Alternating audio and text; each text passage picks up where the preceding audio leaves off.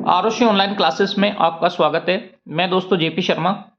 Army में अग्निवीर भर्ती के लिए तैयारी करने वाले सभी भाइयों के लिए ये वीडियो तीसरा है। इससे पहले अपन वीडियो सेकंड यानी पार्ट 2 और पार्ट फर्स्ट को अपन पढ़ चुके हैं, तो अगर आपने वो नहीं देखे तो पहले उनको देख लें। दोस्तों, जो कमेंट बॉक्स में आपने आंसर दिए हैं, मैंने आपको 3 प्रश्न दिए थे, प्रश्न 41, 42 और 43वां। इन तीनों के आंसर अपन देखने वाले हैं। आप अगर चैनल पर नए हैं तो सब्सक्राइब कर दें, टेलीग्राम ग्रुप जरूर ज्वाइन कर लें, वहाँ प्रतिदिन अपने क्यूज चल रहे हैं, अग्निवीर के लिए इंपॉर्टेंट हैं दोस्तों। देखिए 41वें क्वेश्चन का आंसर देखिए। 41वां क्वेश्चन आप लोग पढ़िए। उपराष्ट्रपति के निर्वाचन मंडल में कौन शामिल होता है?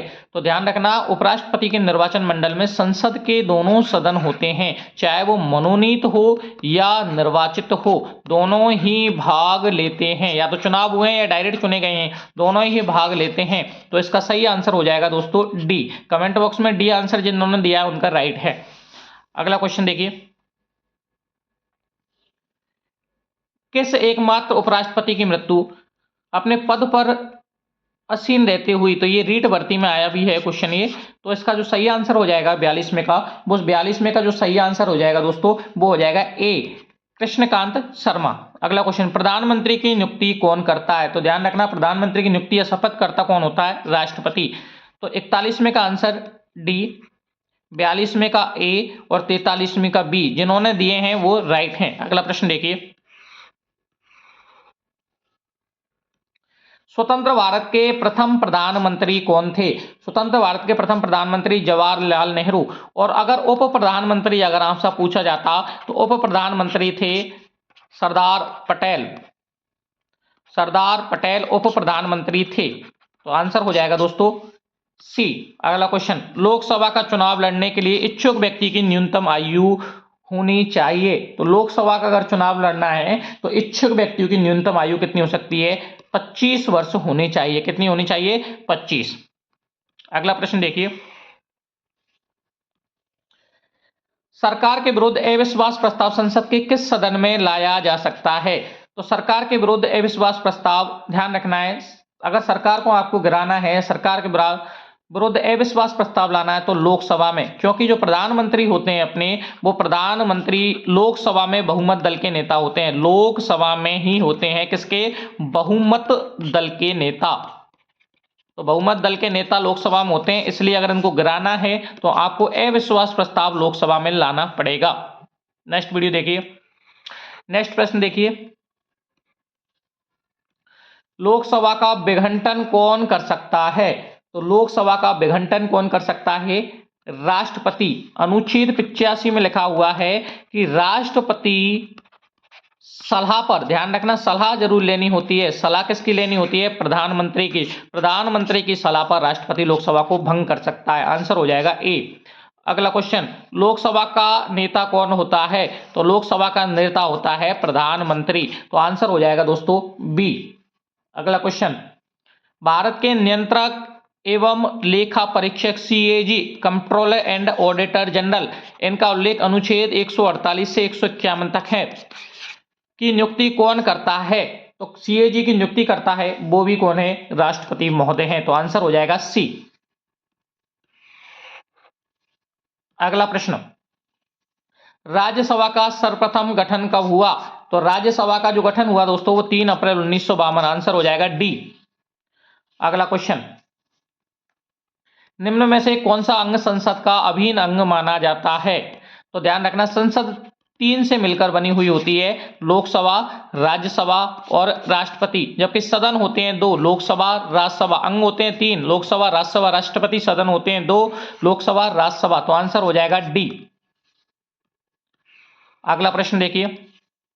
संसद के 2 सत्र के बीच अधिकतम कितना अंतराल हो सकता है?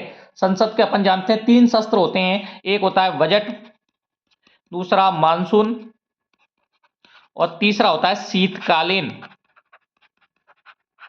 3 होते हैं, तीनों अपन के ये फरवरी, मार्च, अप्रैल, मई, 4 माह जून की छुट्टी होती है, जुलाई अगस्त सितंबर 3 माह, अक्टूबर की छुट्टी नवंबर दिसंबर 2 माह। लेकिन कम से कम अगर एक नहीं होता है इन दोनों में से, ये तो कंपलसरी है, इन दोनों में से एक नहीं होता है तो कम से कम 6 माह के अंतराल में 2 होना जरूरी है। तो इसका सही आंसर हो जाएगा सी। अगला क्वेश्चन, राज्यसभा के कितने सदस्य प्रत्येक 2 वर्ष में सेवानिवृत्त होते रहते हैं? तो राज्यसभा का जो 1/3 सदस्य हैं वो प्रत्येक 2 वर्ष में सेवानिवृत्त होते हैं। इनका कार्यकाल होता है 6 वर्ष। राज्यसभा के सदस्यों का कार्यकाल 6 वर्ष, जबकि सभापति होते हैं उपराष्ट्रपति, उनका कार्यकाल 5 वर्ष होता है। तो आंसर हो जाएगा दोस्तों ए। अगला प्रश्न देखिए, इसका निर्णय कौन करता है कि कोई विधेयक धन विधेयक है या नहीं? तो ध्यान रखना, धन विधेयक को अपन लोकसभा में रखा जाता है और लोकसभा स्पीकर ही इनका ये डिसाइड करता है कि ये धन विधेयक है या नहीं। वर्तमान लोकसभा स्पीकर कौन है दोस्तों? ओम बिरला वर्तमान में लोकसभा स्पीकर हैं। तो आंसर हो जाएगा ए। अगला प्रश्न देखिए, स्वतंत्र भारत के प्रथम लोकसभा अध्यक्ष कौन थे? तो स्वतंत्र भारत के मतलब ये पूछ रहा है कि प्रथम लोकसभा अध्यक्ष कौन थे? तो आंसर हो जाएगा जेबी मावलंकर। जबकि वर्तमान कौन है? वर्तमान आपके हो जाएंगे ओम बिरला, जो अपन के राजस्थान के कोटा से आते हैं। तो ओम बिरला, इसका सही आंसर हो जाएगा जेबी मावलंकर। प्रथम जेबी मावलंकर, वर्तमान ओम बिरला। तो आंसर हो जाएगा सी। दोस्तों चैनल पर नए हो तो इसको सब्सक्राइब कर दो, एक बार शेयर जरूर कर दो दोस्तों, ज्यादा से ज्यादा लोग बाग इनको देख पाए। और टेलीग्राम ग्रुप, जो डिस्क्रिप्शन में टेलीग्राम ग्रुप की लिंक जुड़ी हुई है, तो टेलीग्राम ग्रुप को जरूर ज्वाइन कर लें, जो अपन का आरओसी क्लासेस के नाम से ही टेलीग्राम पर लिंक है। टेलीग्राम है आरओसी क्लासेस में जाकर के आप सर्च करके भी वहां आप ज्वाइन कर सकते हैं। अगला क्वेश्चन देखिए,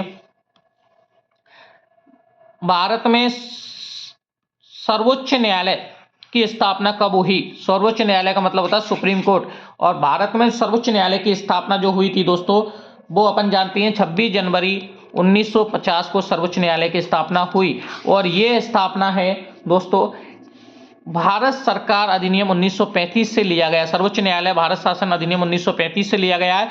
तो इसका सही आंसर हो जाएगा भारत सरकार अधिनियम 1935। लेकिन अगर स्थापना अगर पूछा जाता है कि ये डेट आती है तो स्थापना हो जाए 26 जनवरी 1950। अगला प्रश्न देखिए,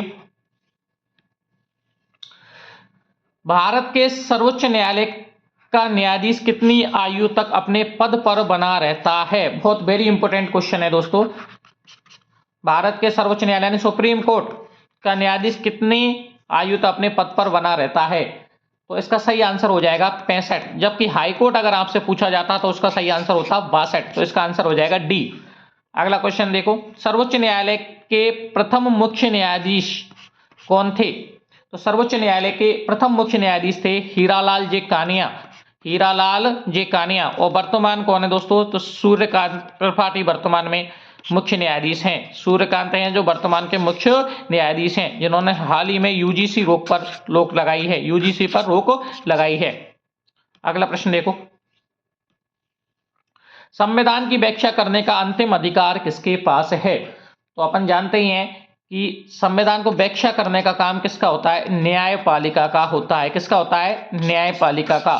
तो इसका सही आंसर हो जाएगा सर्वोच्च न्यायालय, सी। अगला प्रश्न देखिए, सर्वोच्च न्यायालय की पहली महिला न्यायाधीश थी। सर्वोच्च न्यायालय की पहली महिला न्यायाधीश है, तो ध्यान कौन है? एम फतीमा बीबी। कौन हो जाएगा आंसर? एम फतीमा बीबी। ये अपन का वीडियो तीसरा था दोस्तों। तो चैनल पर आप नए हो तो सब्सक्राइब करना। कमेंट बॉक्स में वही आपको 3 प्रश्न मैं आपको दे रहा हूं, वही कमेंट बॉक्स में आपको आंसर देने। ध्यान रखना, कमेंट बॉक्स में सबकी सब आंसर दो। 61वां प्रश्न आपके सामने ये है, भारत के सर्वोच्च न्यायालय में न्यायाधीशों की कुल संख्या कितनी है? तो इसका आंसर देना है। भारत के सर्वोच्च न्यायालय में न्यायाधीशों की कुल संख्या। 62वां क्वेश्चन है, सर्वोच्च न्यायालय के मुख्य न्यायाधीश की नियुक्ति कौन करता है? इसका आंसर आपको कमेंट बॉक्स में देना है। और जो तीसरा क्वेश्चन है आपका 63वां, उच्च न्यायालय के मुख्य न्यायाधीश की नियुक्ति कौन करता है? उच्च न्यायालय के मुख्य न्यायाधीश की नियुक्ति कौन करता है? 61, 62 और 63 तीनों ही प्रश्नों के उत्तर आपको कमेंट बॉक्स में देने हैं दोस्तों। ठीक है, मिलते हैं नेक्स्ट वीडियो में, मैं आपको आंसर बताऊंगा। ज्यादा से ज्यादा शेयर कर देना इसको दोस्तों। नमस्कार, धन्यवाद।